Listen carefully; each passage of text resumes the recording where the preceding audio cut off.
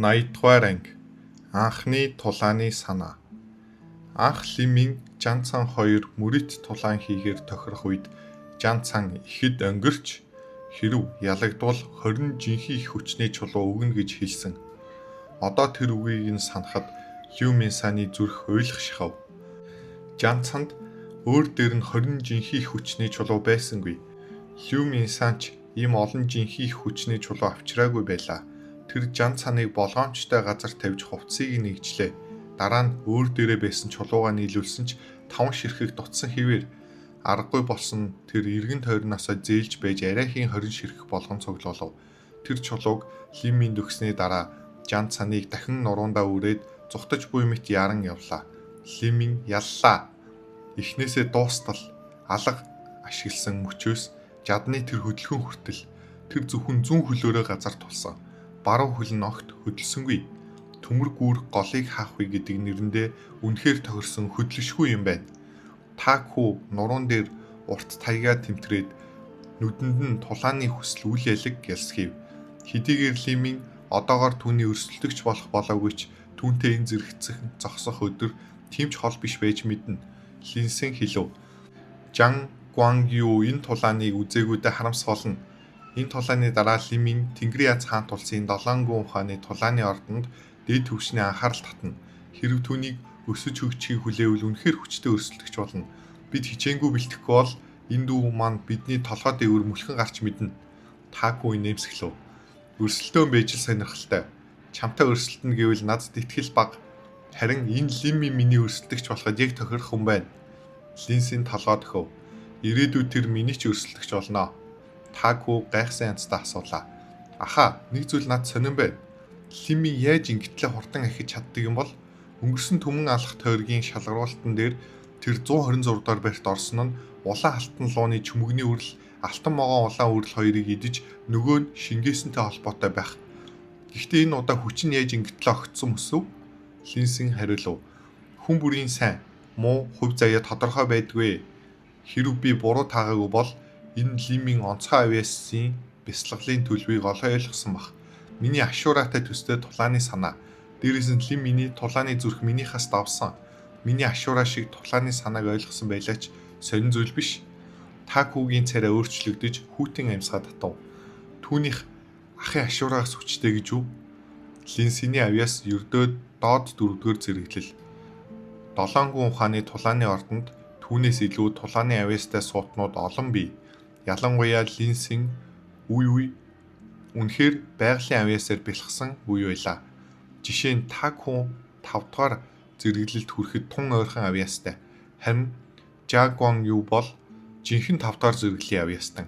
Гэсэн ч Такуч бай, Жан Гуангюч бай бүгд Линсийн дор бац дарагдсан хэвээр байлаа. Олон хүн Лимийн хүртэл Линсийн ямар нэг адтай учиралтай таарсан эсвэл үнэт тэнгэрлэг материал идсэн байх гэж боддог. Гэвч үнэн тийм биш. Үнэн дээр Линсийн ашуураг ухаарсан юм. Ашуура бол онцгой, ховор бясалгалын төлөв. Тулаанч бясалгах үедээ заримдаа гайхамшигтай нууцлаг төлөвт ордог. Үүнийг нэг төрлийн төгс тулааны нөхцөл гэж хэлж болно. Тэдний дундаас хамгийн алдартай нь гинтийн ухаарал. Эртний судруудад энэ тухай олонтоо тэмдэглэгдсэн байдаг. Домогт өгүүлснээр 3000 жилийн өмнө нэг их настан бод модны дор сууж 7 өдөр 7 шөнө бясалгасан гэдэг. Тэр сэрэгтэй тулааны замын хид хідэн хүлээсийг нэг дор хагалж мөнх буддаа болж тулааны хоосон ертөнцийг нэвтэлсэн гэлцдэг. Эдгээр домог эртний сударт бичигдсэн ч үнэн худлыг хинч мэдэхгүй. Гэхдээ бодит байдал дээр зарим тулаанч үнэхээр тодорхой бясалгалын төлөвт орж чаддаг. Хэдийгээр тэр нь гинтийн ухаар шиг хит гайхамшигтай биш ч тулааны бясалгалын хурдыг асар ихээр нэмэгдүүлнэ. Ийм төлөвийг ухаарсан тулаанчд ихэвчлэн бусдаас нэг шат дээгүүр тулааны зүрхтэй байдаг. Хүний тулааны зүрх эсвэл сүнснийх нь баригдшгүй чанараас шалтгаалan эдгээр бясалгалын төлөв өөр шинжтэй байдаг. Үүнийг зөвхөн санаагаар ухаарч болно. Үгээр бүрэн илэрхийлэх боломжгүй. Цин шинсуан шиг гайхалтай авьяастай хүртэл ийм онцгой төлөвийг хараахан ухаараагүй. Харин Лимийн мөсөн цөөрмийн хүрхрээнд шумбах үедээ энэ агшин зургийн бясалгалын төлөвт хүрсэн. Түүний жинхэнэ их хүч өөрийн эрхээр эргэлдэж бие дотор нь хамгийн үндсэн зүүн совингоороо замнасан. Тэр эргэлтийн зам бараг төгс байсан бөгөөд Лиммин өөрөө эргэлдүүлэх хурднаас хэд дахин хурдан байлаа. Тэр төлөвт бяцлахдаа Лиммин жинхэнэ хаосын аргын эхний давхаргыг төгс төвшөнд хүргэсэн юм. Мэдээж Лиммин санамсаргүй тэр төлөвт орсон нь түүний хүчрхэг тулааны зүрхтэй холбоотой. Гэхдээ тулааны зүрх нь онцгой хүн бүрт тулааны санаа ухаарч чаддаг гэсэн үг биш. Өнөө хүртэл 7 гүн ухааны тулааны ордонд тулааны санаа ухаарсан цорын ганц хүн нь Линсин байсан. Түүний тулааны санаа бол Ашура. Ашура төлөвт ормогц Линсиний ухамсар Ашурагийн дайны талбарт сэрдэг. Тэнд тэр тоо томшгүй ам үхлийн тулааныг туулна. Тэдгээр тулаанд тэр олон удаа үхэж, олон удаа дахин төрнө. Хамгийн аимшигтай нь ам үхлийн ирмэг дээр олж авсан Линсиний тулааны зүн совин шууд сүнсэнд нь шингэдэг байв. Тулаанч ам үхлийн тулаан бүрээс төсөөлшгүй их ашиг олж авдаг. Бяцлаглалын агц нь үнэхээр хурдсан. Гэвч Линсин шиг үүнийг хийж чадах тулаанч байхгүй. Учир нь дараагийн агшинд амьд гарах хэсгээ хинч баталж чадахгүй. Тиймээс Линсин алх аваараа маш бодит, маш өтгөн байдаг. Тулааны авьяасч бай, тулааны зүн совинч бай. Тэр адил тулааны бусад тулаанчдаас хавгүй дээр. Бүх тэнгэрийн азд хаант улсад Линсин өөрийн төвшний дунд ялагдчихгүй. Бүр түүний бодит тулааны хүч судас нэгтруулах шатны тулаанчид дөхөж очдог. Мэдээж ийм өтгөн алх аваараа сайн талтай ч бас сул талтай. Энэ аваараа Линсиний тулааны хүчийг аимшигтай шин төвшөнд хүргэсэн. Гэвч мөн түүний сэтгэл хөдлөлийг дарж айжмаар хүйтэн цуст алах машин болгон хувиргаж байлаа. Тиймээс зүүдний сорилт тэр бусад бүх сорилыг нүд ирмэхийн зурд авсан ч зүрхнийх нь муу ёрын сүдрийг шалгасан хэсэг дээр саадсан. Тэр хэсгийг давахын тулд Линсин бараг нэг хүчний ихэнх хугацааг зарцуулсан. Учир нь түүний зүрхэнд халах чанар хэтэрхий хүнд байв. Линсиний Ашура тулааны санаа ийхүү тэнгэрийг сөрхөөц хүчтэй тул Лимминий бяцлаглалын төлөв өөрийн Ашурагаас давж магадгүй гэж Линсин хэлэхэд Таку гайхсан аргагүй. Таку хэлв. Битгий тэгж хэтрүүлдэ. Тулааны зүрх нь бусдаас давсан хүн байлаач тулааны санаа ухаарна гэдэг сонгогдсон цөөхөн үний л хэрэг. Энэ Лиммин дөнгөж 15 та хүүхэд. Тэр аль хэдийн ахих шиг аимшигтай бяцлаглалын төлөвийг ойлгосон байх гэж үү? Линсин хариулв. Өөр тайлбар алгаа. Лимминий тулааны зүрх минийхээс авгүй хүчтэй. Тиймээс түүний ухаарсан тулааны санаа минийхээс хүчтэй авах боломжтой. Энэ сарын дотор Лимминий ахиц сэтгэрийн хурдан байсан. Миний бодлоор энэ тэр онцгой бяцлаглалын төлөвөөс л болсон баг. Ийм төлөвийг дөнгөж ойлгох үед хүч нь өсрөнгөө өсдөг. Харин дараа нь тогтворчиж айжмаар удаашрна. Тийм байх нэ. Энэ Лиммин улам бүр сонирхолтой болж байна. Өсөж хөгжихийг нь хүлээх үнцэнтэй юм. Тэр үед би заавал түнтэй тулдна. Таку ингэж хэлээд өөрөө ирэхгүй хурууныхаа ясыг тас нэс сэлгэв. Линсин хэлв. Хэдхэн хоногийн дараа дараагийн түмэн алах тойргийн шалгалт болно. Энэ Лиммин заавал оролцсон. Хармаар байна уу? Сайхан санаа энэ. Дандаа бяцлахна гэдэг уйтгартай. Энэ Лиммин хэр өндөр төрхийг харцгаая. 7 гүн ухааны тулааны ордон түмэн алах тойргийн сар бүр нээдэг. Лиммин хамгийн сүүлд 27 хоногийн өмнө оролцсон.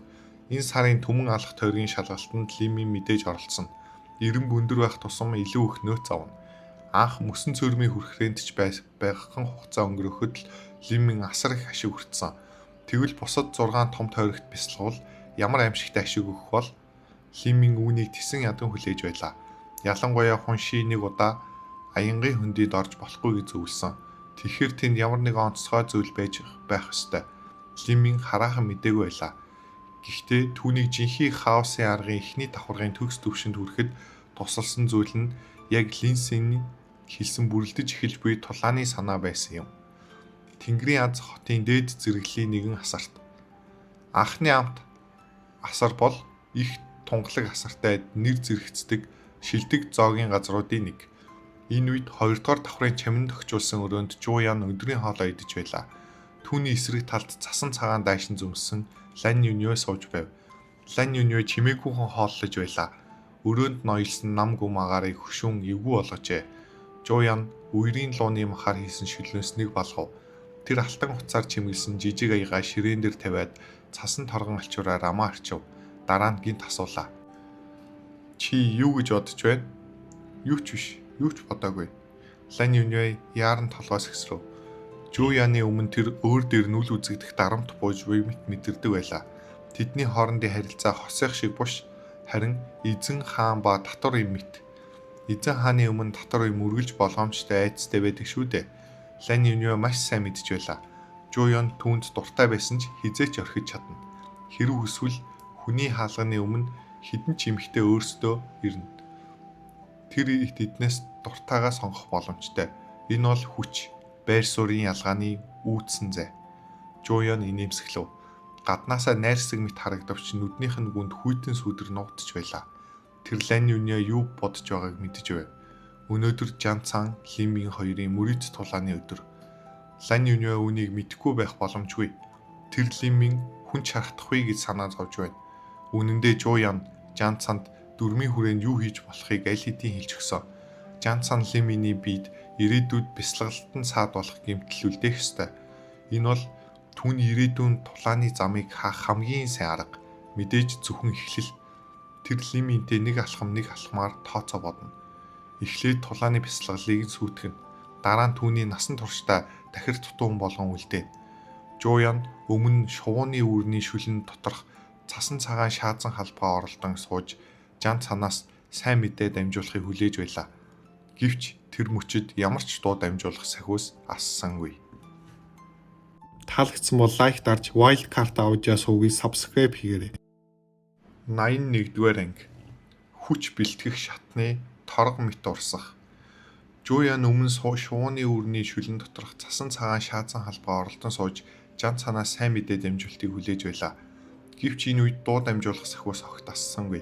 Өдрийн хоол дуусах төхөд хаалга тогших чимээ гарав. Ор! Жуян хэллээ.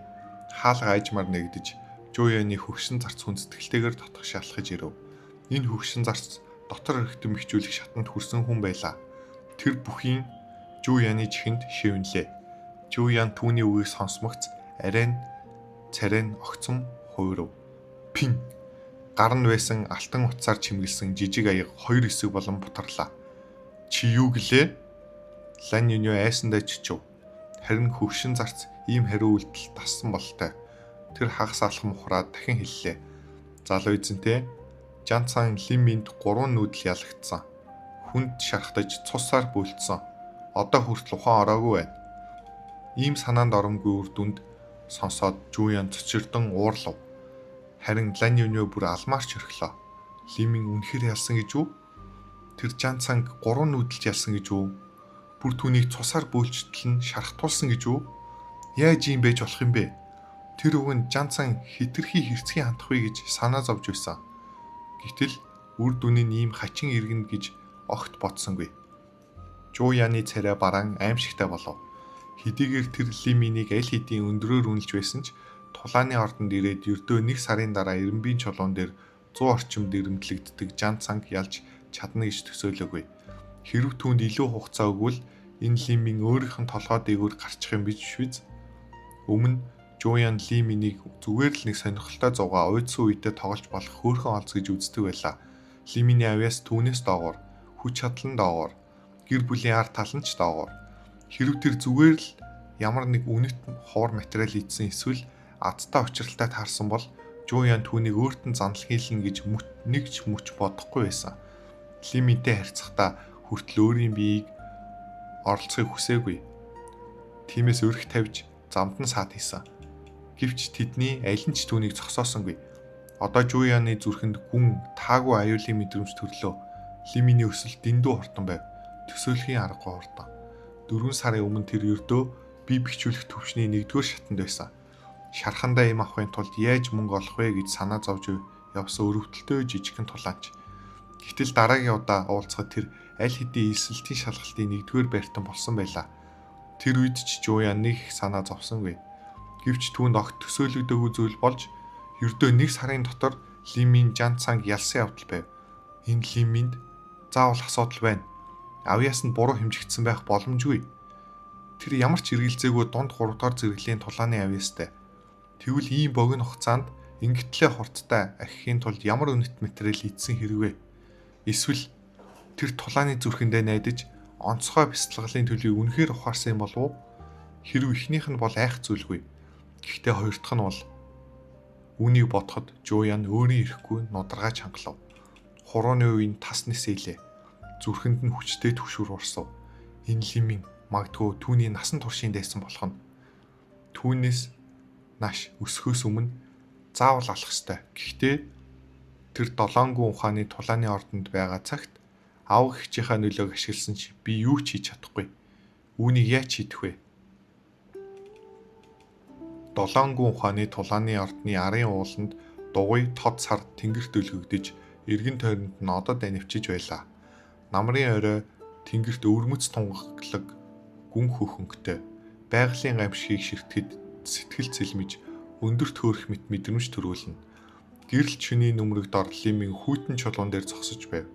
Тэр нэг гараараа жад барьж, шуун жадны иштэй зэрэгцэн, тохоо нь жадны сүүлийг дарсан байлаа. Урт жад түүний биеэс хөндлөн чиглэлтэй сонон гарчээ. Энэ бол суур жадны техникийн үндсэн байрлал бол төмөр гүүр голыг хаах вэ. Гэвч энэ удаа жадны иш шулуун биш, харин баг зэрэг доош хотож үл элэг чичирч байлаа. Лимин жадны үзүүрт 100 жинтэй том чулуу дүүжлээ.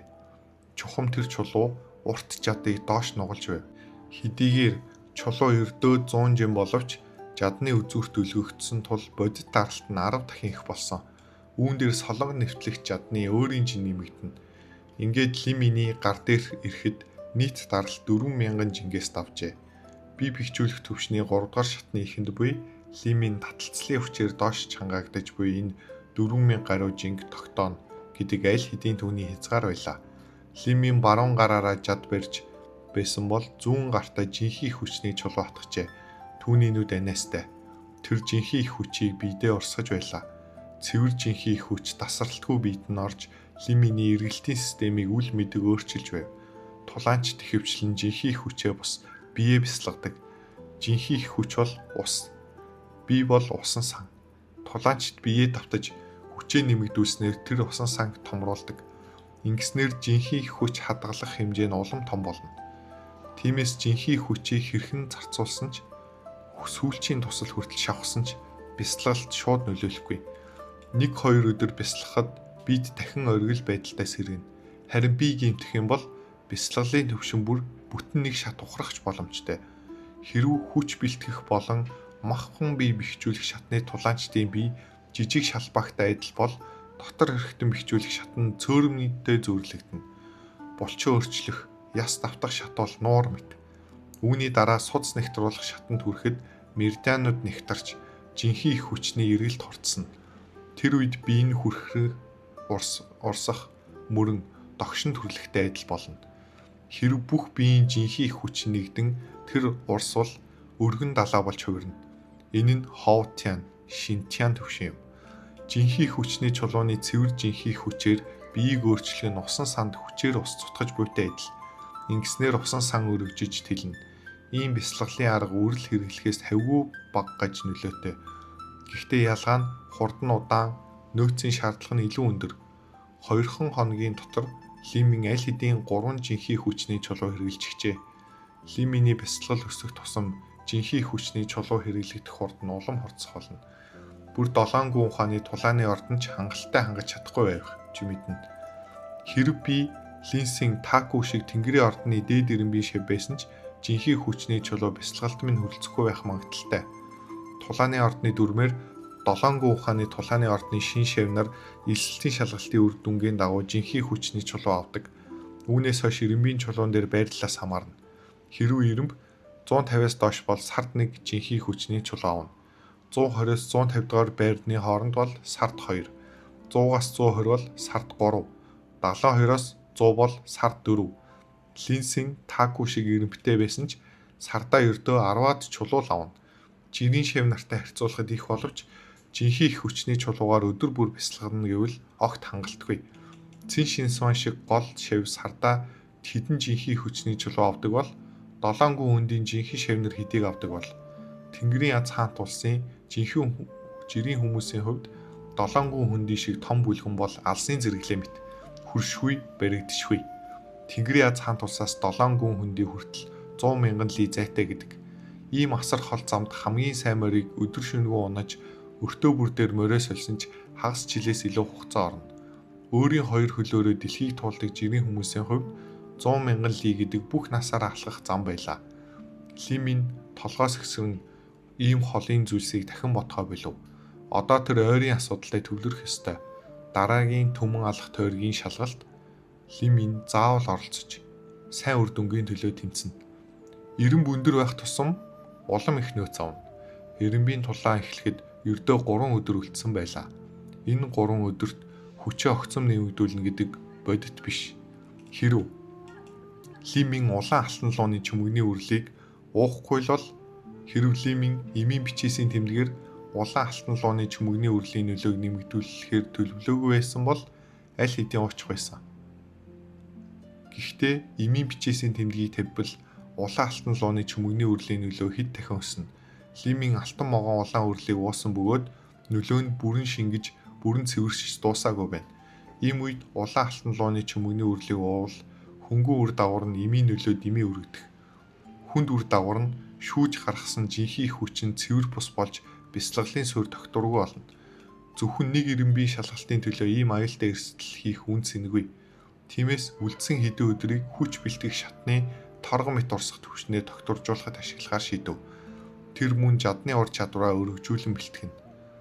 Харин жинхэнэ хүчний биеэ давтах тухайд эхлээд аль болох өндөр эрен бовч 7 том алах тойрогт илүү их цаг авах хэрэгтэй. Дараа нь яаж үргэлжлүүлэхээ шийднэ. Бан Ли Минь эцэст нь дахиж тисч чадсангүй. 100 жинтэй том чулуу газар дунаж тоос манаргав. Ли Минь зүүн гараараа жадаа атгаж том чулууг онилон жадаа урагш хатгав.